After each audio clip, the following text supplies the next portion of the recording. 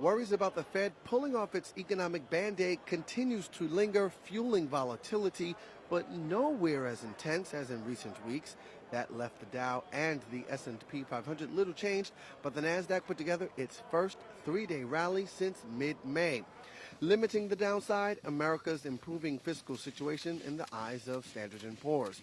The ratings agency lifted its debt rating on the U.S. to stable from negative.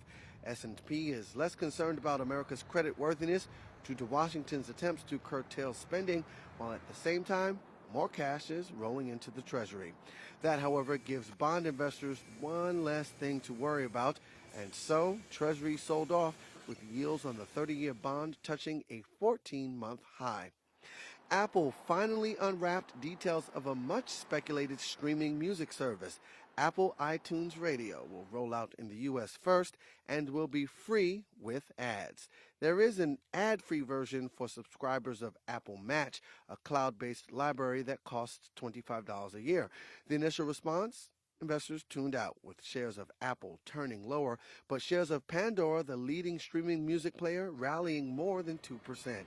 Meanwhile, McDonald's is scoring early gains with tweaks to its menu. It's expanding the hours when breakfast sandwiches are available, as well as serving egg white items. Sales at global restaurants open more than a year, up a much better than anticipated 2.6% in May after falling the month before. One other corporate story to note, the guy who revealed clandestine U.S. surveillance tactics worked as a contractor for consulting firm Booz Allen Hamilton. Shares of the publicly traded company slid about 2.6% on concerns how this situation will impact Booz's lucrative government contracts. In European headlines, Deutsche Telekom is in talks with Japan's SoftBank about a possible deal for T-Mobile if SoftBank loses its bid for Sprint Nextel, according to three sources. Deutsche Telekom holds a 74% stake in the U.S. wireless unit.